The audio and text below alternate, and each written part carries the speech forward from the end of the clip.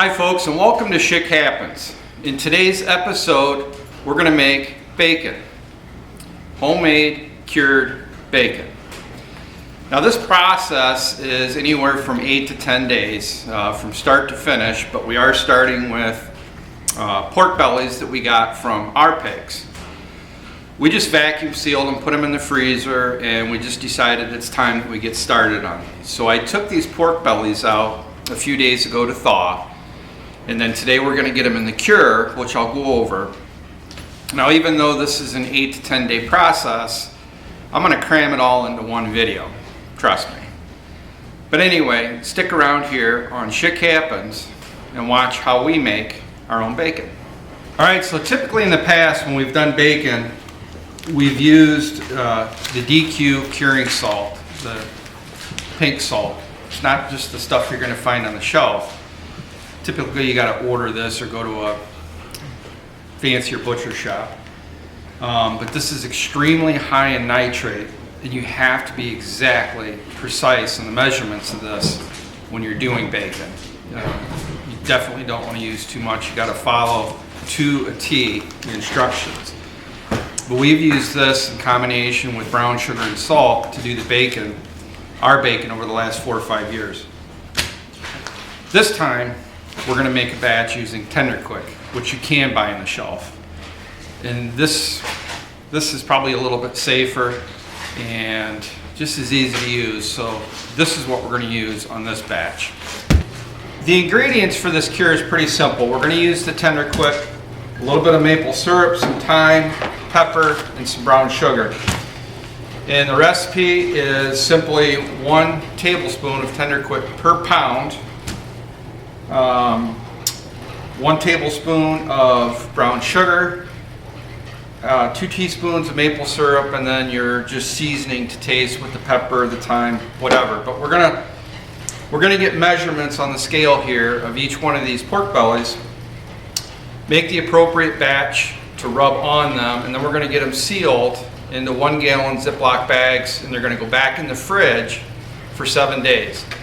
And then every day you need to come out and flip those bags, massage the cure a little bit into the meat, flip them over, and then just continuously do that every single day for 7 days. And then when we get to the 7th day, we'll continue from there. So this first slab we're doing is 1.5 pounds, so we're adjusting the recipe accordingly. We'll get this stirred up here in a minute.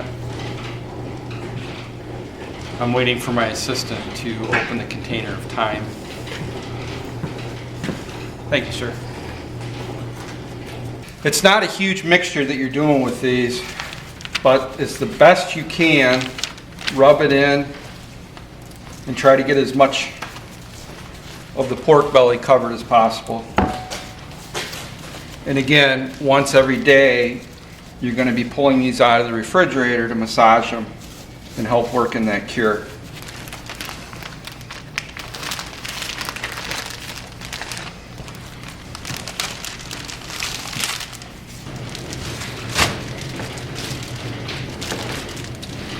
Alright, so I got 6 slabs in here, and I think there's 12 more from 2 of my other buddies. So we're going to get those in a little brine mix, get them bagged and get them in the fridge.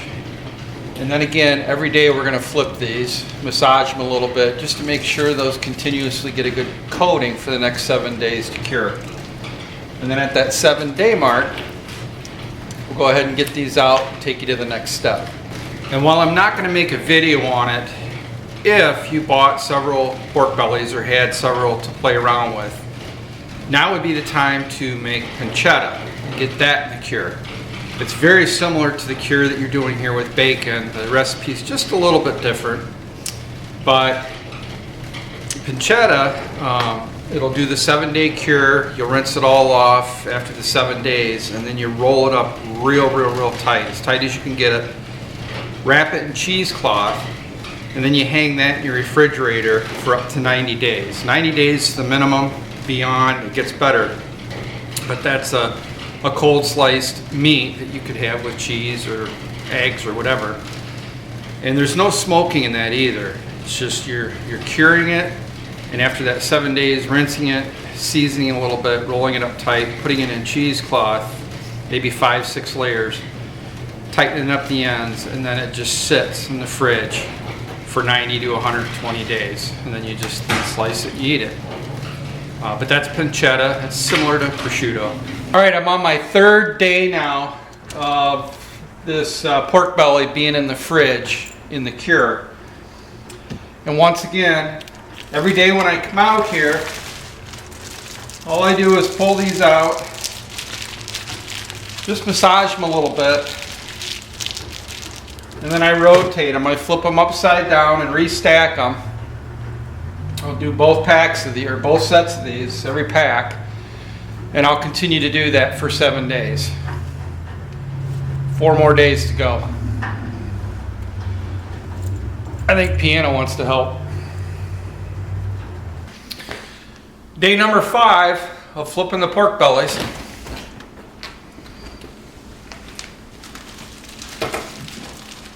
It's day 7 for these pork bellies being in the cure.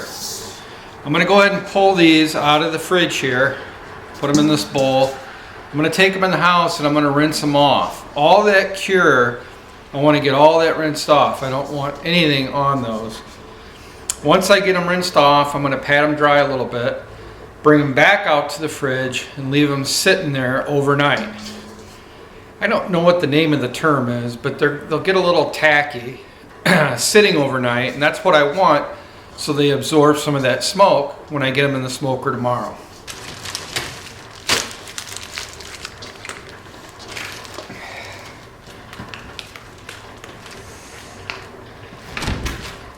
I don't remember how much I paid for these oven racks, these Crofton 3-tier racks. They weren't very expensive at all. And I don't use them all the time. They're adjustable, but these come in handy, especially doing this bacon. I'm going to slide these in the bottom of the fridge and put those rinsed pork bellies on these racks, just so they got a nice little airflow around them.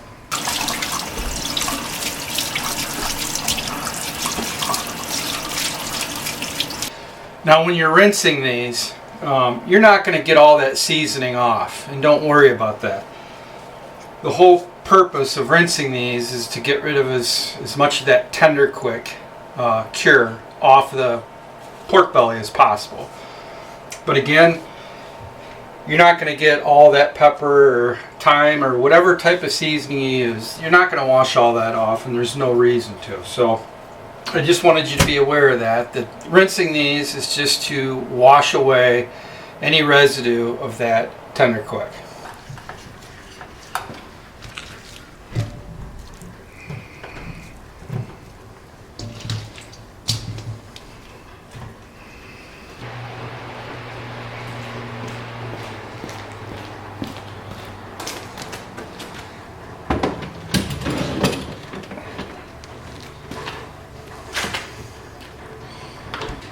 All right, so those will sit in the fridge here for the next 24 hours, and tomorrow we'll be back out here to get the smoker fired up.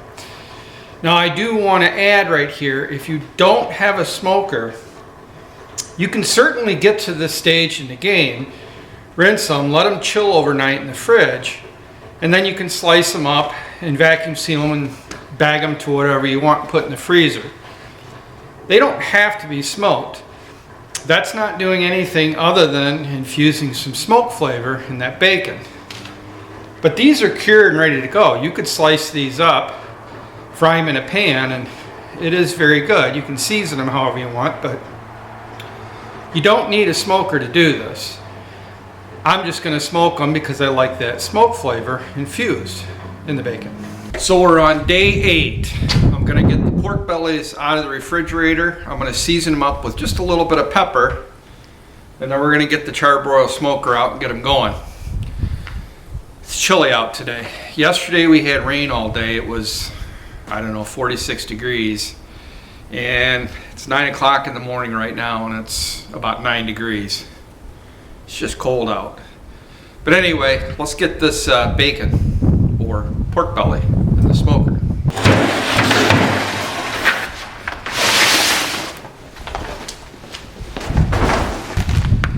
not going to go into all the details they use in this electric smoker, this charbroil.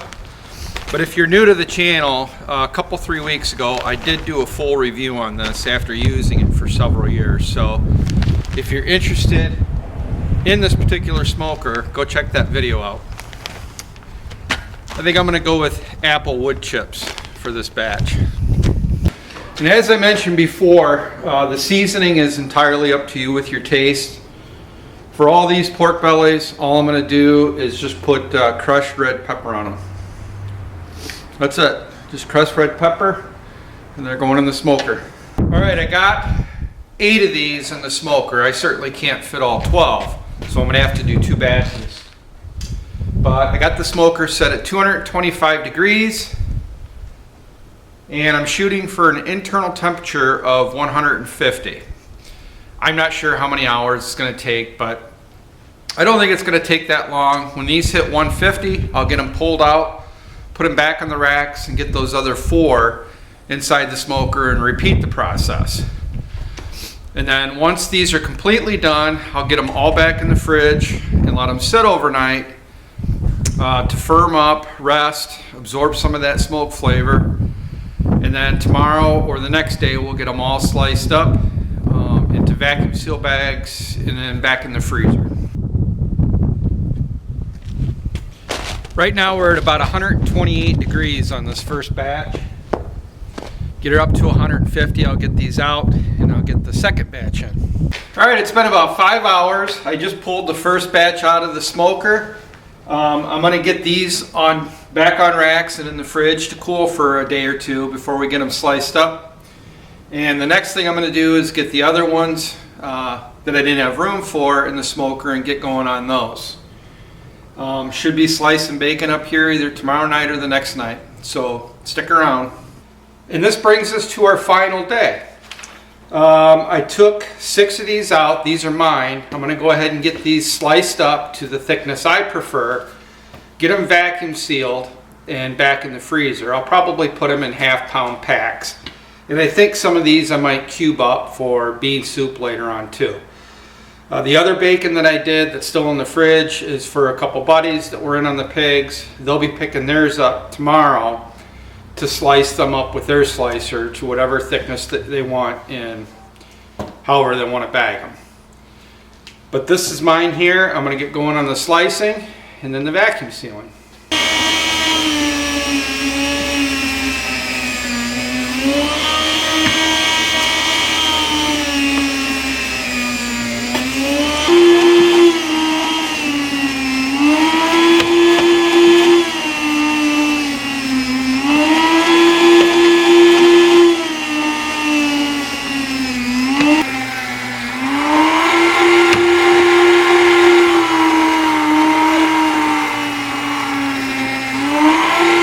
Well, if you've made it this far through the video, and I sincerely appreciate it if you did, sticking around here, on how I make bacon. I'm not saying this is the absolute positive correct way to do it, the right way to do it, the best way to do it, nor the easiest way to do it. This is just how I do it. And we've been doing it this way for years, and it tastes great. It's nothing like anything you're going to get in the store. If you get an opportunity to try your hand at making your own bacon, I strongly suggest you do it. It's well worth it. It takes a little bit of time. It's anywhere from an 8 to 10 day process, but the end results make for some super table fare. But I appreciate you hanging out with me here at Schick Happens.